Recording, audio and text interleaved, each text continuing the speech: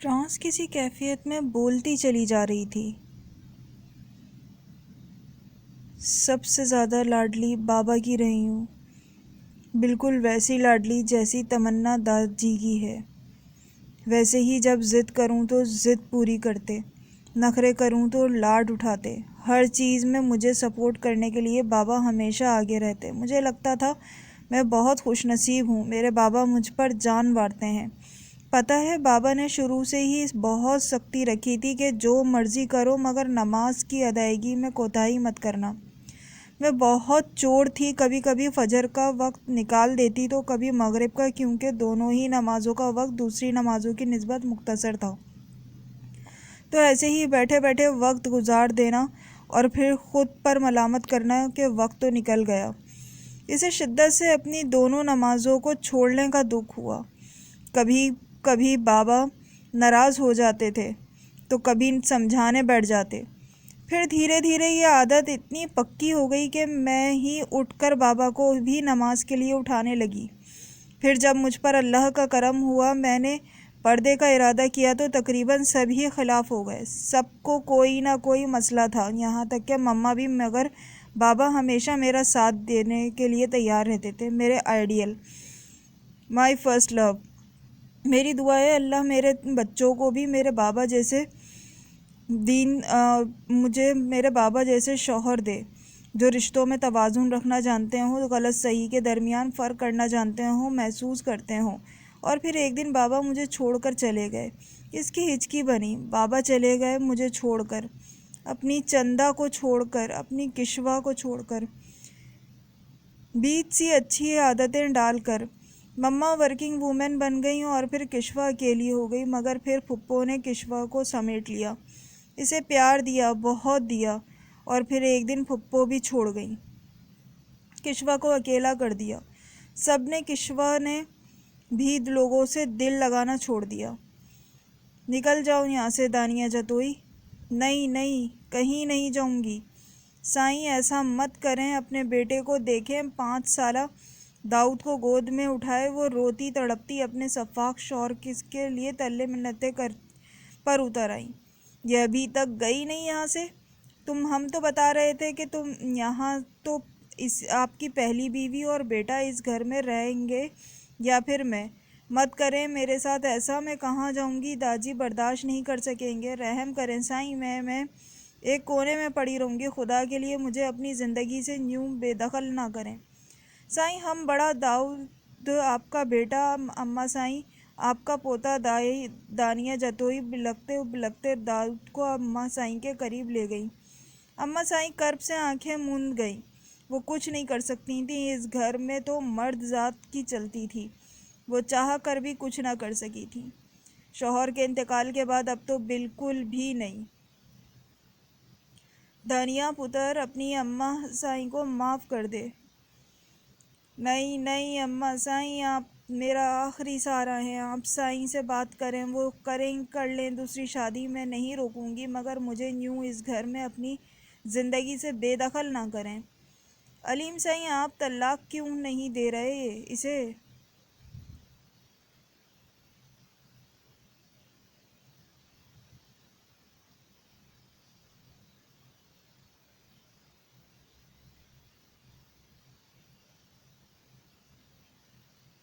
نہیں نہیں منزہ سائیں، ہمیں ساتھ یہ ظلم مت کرو، جلدی کریں سائیں۔ منزہ بیگم نے دانیہ کو روتے دیکھ کر بیزاری سے کہا۔ اپنی نئی نویلی بیگم کے چہرے کی بیزاری پڑھ کر انہوں نے آخری فیصلہ کیا۔ دانیہ جتوئی میں تمہیں طلاق دیتا ہوں، طلاق دیتا ہوں، طلاق دیتا ہوں۔ اپنی شکل لے کر یہاں سے غائب ہو جاؤ اور اپنے بیٹے کو بھی، اور کبھی آئندہ اس در پر واپس نہ آنا۔ دانیہ کے بندھے ہوئے ہاتھ ڈھیلے ہو گئے۔ باپ کے گھر سے رخصت ہوتے کون سی لڑکی یہ سوچتی ہے کہ اسے یوں بھی رسوا ہو کر اپنے باپ کے در پر واپس آنا ہوگا؟ خمسہ اور فائزہ جتوئی کو بہت تکلیف ہوئی تھی دانیہ جتوئی کے واپس آنے پر، جبکہ ثریا جتوئی پڑھی لکھی خاتون تھیں، انہیں اپنے نندو جی کے اس فیصلے پر شدید نفرت ہوئی تھی۔ بھائیوں نے بھی اپنی بہن کو اکیلا نہیں چھوڑا تھا، دانیہ جتوئی کے لیے جتوئی ہاؤس کی تیسری منزل کھلوا دی گئی تھی۔ فرید جتوئی اپنی بڑی آپا کا حال دیکھ کر بے حال رہتے، تبھی بار بار ثریا جتوئی کو ان کی دل لگی کے لیے کرنے کا کہتے، جس پر ان کی شریک حیات ان کا پورا ساتھ دیتی۔ داجی نے اپنی بیٹی کا دکھ دل پر لے لیا تھا، کتنی محبت سے، کتنے مان سے اپنے جگر کے ٹکڑے کو اپنے دوست کے گھر رخصت کیا تھا، جس حالت میں وہ واپس آئی تھیں۔ داجی جیتے جی مر گئے تھے۔ اب وہ کسی سے قطع تعلق کرتے ان کا دوست تو منو مٹی تلے جا سویا تھا۔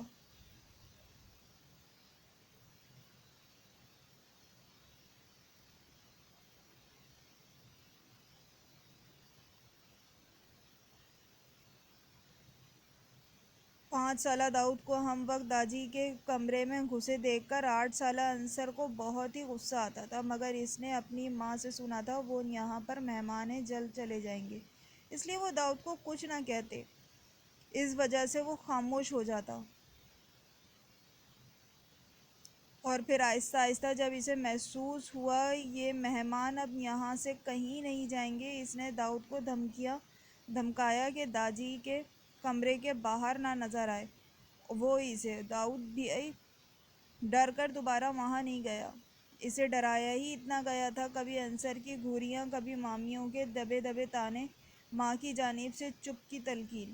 1-2 دفعہ ان کا رشتہ دیکھنے کی کوشش کی گئی، مگر گھر میں کوحرام برپا ہو گیا۔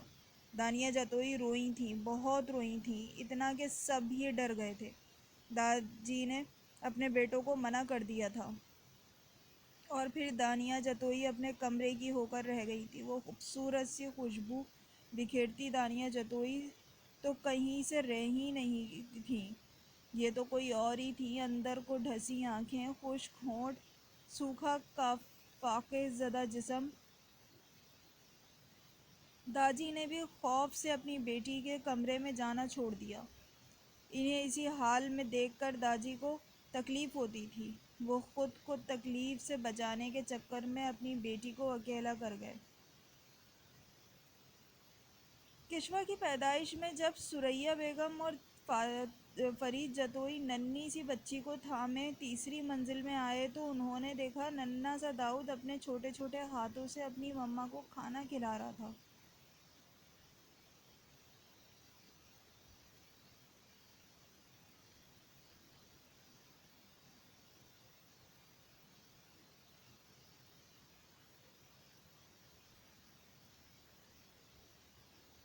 ثریا بیگم کے ساتھ فرید جتوئی کی بھی آنکھیں بھیگ گئیں، کبھی وہ انہیں ایک نوالا کھلاتا تو کبھی وہ اپنے کانپتے ہاتھوں سے اپنے بیٹے کو نوالا بنا کر کھلاتی۔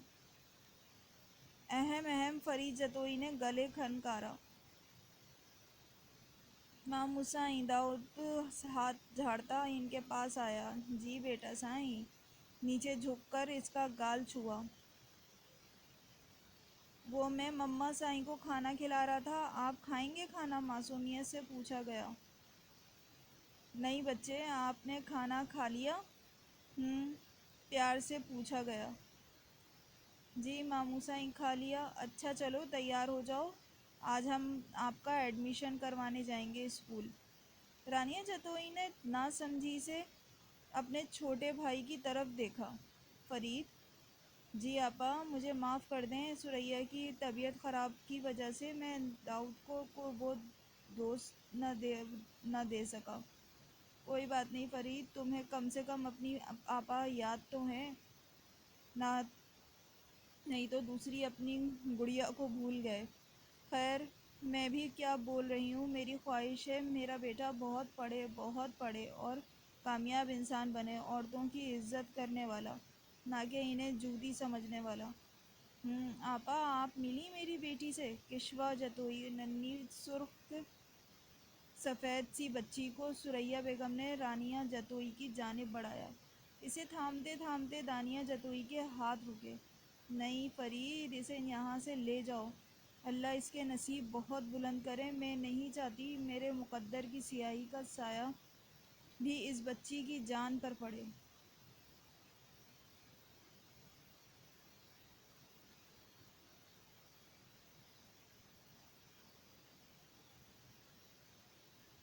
آپا کیسی ڈھکے انوسی باتیں کر رہی ہیں، ایسا کچھ بھی نہیں ہوتا۔ سیاب بیگم نے زبردستی کشوا کو ان کی گود میں ڈالا۔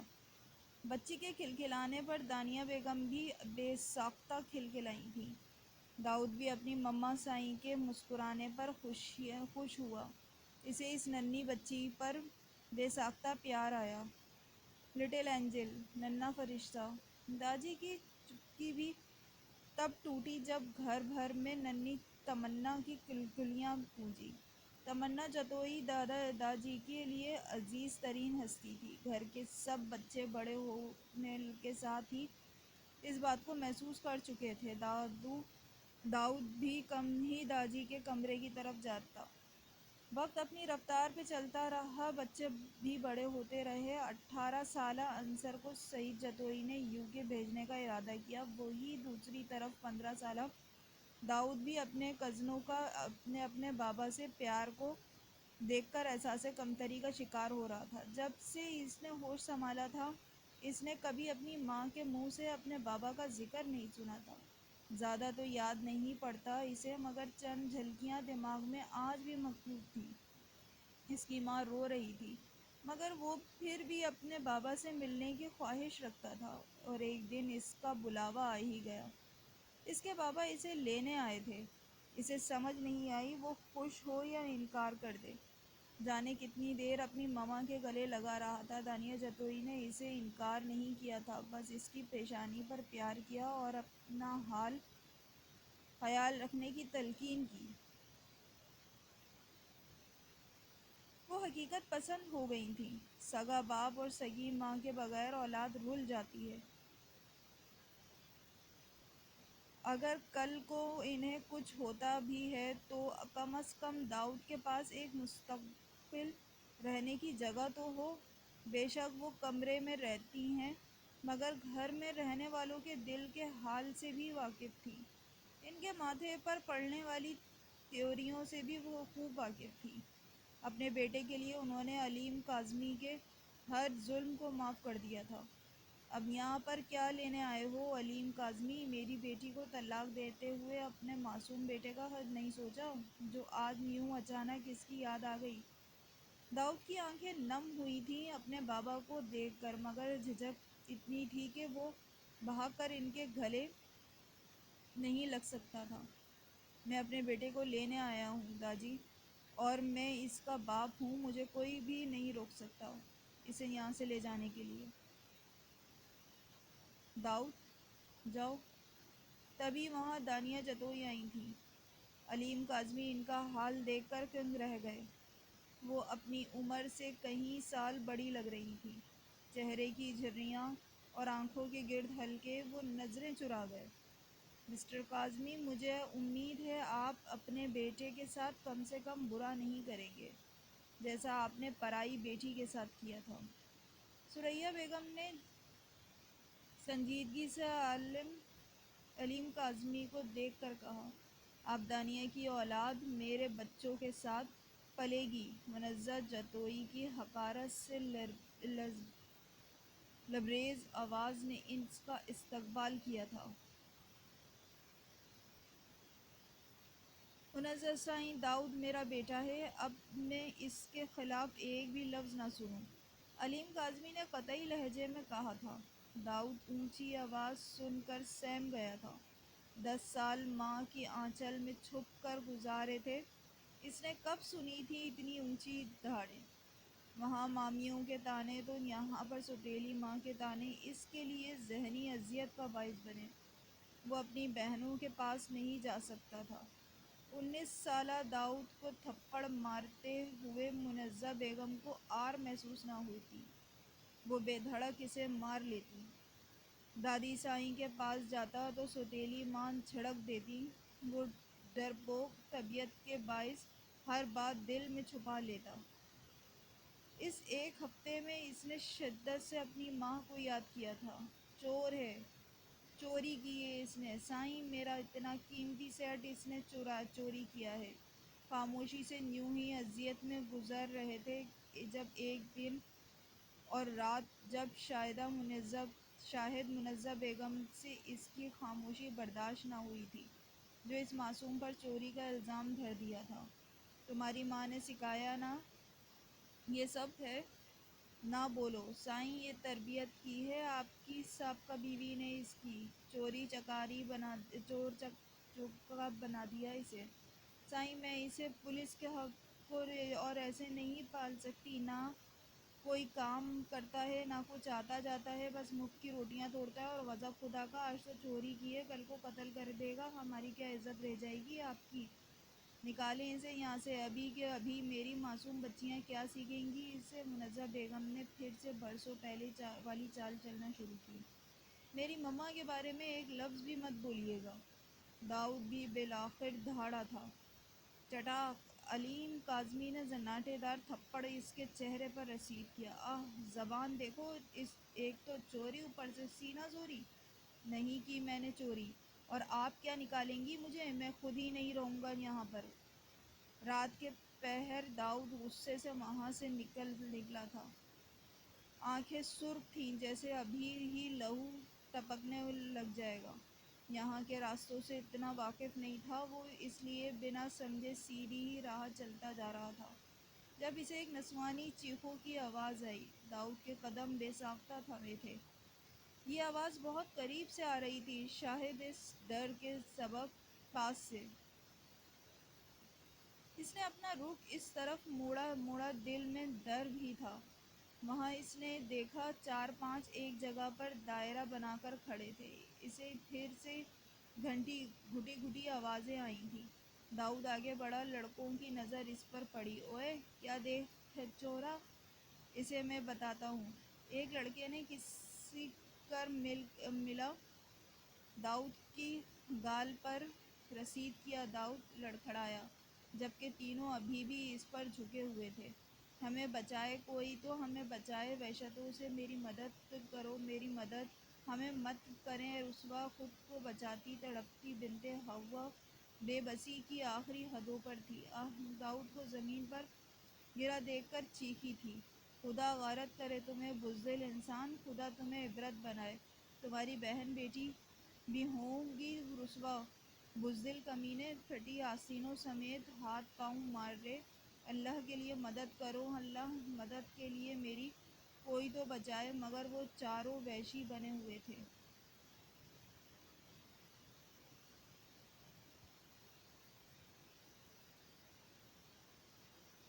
کوئی تو آئے! نسوانی چیخیں رات کے اس پہر وحشت ناک لگ رہی تھیں۔ داؤد نے ہمت نہیں ہاری، وہ پھر اٹھا تھا اس لڑکی کو بچانے کے لیے۔ 2 لڑکوں نے بازوؤں سے داؤد کو تھام لیا۔ ہیرو بنے گا؟ ابے تو! پہلے والے نے اس کے پیٹ میں زور سے لات ماری، خون فوارے کی طرح داؤد کے منہ سے نکلا تھا۔ داؤد کو اپنے کمزور ہونے پر شدت سے خود سے نفرت محسوس ہوئی۔ تم بھی تڑپو گے، تباہ و برباد ہو جاؤ گے، کچھ نہیں بچے گا، سب ختم۔ آخری الفاظ جو اس نے سنے تھے۔ اللہ اللہ! یہ تربیت کی ہے دانیہ جتوئی نے اپنے بیٹے کی؟ پہلے چوری کی، چوری تک تو ٹھیک، زنا ابھی؟ سنا ہے وہ لڑکی مر گئی۔ آوازیں دھیمی پڑ گئیں۔ امیر ہے، اس کے ننیال والے بچا لیں گے۔ ہاں، پستہ ہمیشہ غریب ہے، بیچاری مر گئی، لے دے کے بات ختم ہو جائے گی ہمیشہ کی طرح۔ مما میں نے کچھ نہیں کیا، کچھ بھی نہیں۔ میں نے داؤد کو اپنی آواز کھائی سے آتی محسوس ہوئی۔ زانی ہو تم؟ نہیں داؤد، میرے بچے، میرے علاوہ اگر کوئی تمہارا اپنا ہے تو اللہ ہی ہے۔ داؤد سب جھوٹے ہیں، میں جانتی ہوں اپنے بچے کو۔ رونا نہیں، مما کو درد ہوتا ہے۔ داؤد اسے دور مت ہونا بچے۔ داؤد سب برے ہیں، کوئی کسی کا نہیں۔ دنیا بکواس کرتی ہے، میرا بچہ معصوم ہے، نہیں پاگل ہے، زانی ہے۔ ہاں ہاں، میرا بیٹا سچا ہے، کچھ نہیں کیا میرے بچے نے۔ کوئی بھی نہیں ہے یہاں پر تمہارا۔ ایک چپ گہری چبھ نے داؤد کی ذات کو اپنے خول میں چھپایا دیا۔ داجی اسے گھر پر نہیں رکھنا گھر میں جوان بچیاں موجود ہیں۔ داجی اس زانی کو نکالیں، اوپری منزل پر کوئی نہ جائے، وہاں بھیڑیا رہتا ہے۔ اور پھر اس بھیڑیے کو اپنے عکس سے بھی ہی نفرت ہو گئی۔ اس کی ماں جو اس کا واحد سہارا تھی وہ بھی اسے چھوڑ گئی۔ سب کی طرح وہ بھی دغا دے گئی۔ کشوا کی سسکیاں پورے کمرے میں گونج رہی تھیں۔ میں زانی نہیں ہوں۔ گھٹی سانسوں کے سنگ داؤد کہتا کشوا کو شدت سے رونے پر مجبور کر گیا۔ اس کے دونوں ہاتھوں کو آنکھوں سے لگا کر اس پر اپنی پیشانی ٹکائے وہ آج شدت سے روئی۔ سب اندھے ہیں، سب کے سب مجھے یقین ہے نا اپنے داؤد پر۔ اتنا دکھ، اتنی تلخی، کتنا غم اس کے دل میں تھا۔ داؤد، میں آپ کو چھوڑ کر کہیں نہیں جاؤں گی۔ جس دن کشوا نے آپ کو چھوڑ دیا وہ ویسے ہی مر جائے گی۔ نہیں نہیں۔ سر کو سر سے جوڑ کر اس نے بھی اپنے سالوں کا غبار آنسوؤں کے ذریعے نکالا تھا۔ کہانی ابھی جاری ہے۔ چینل کو سبسکرائب کرنا نہ بھولیں، ویڈیو کو شیئر کریں اور لائک کریں۔ اپنا اور اپنے ارد گرد کے لوگوں کا خیال رکھیں۔ بہت شکریہ۔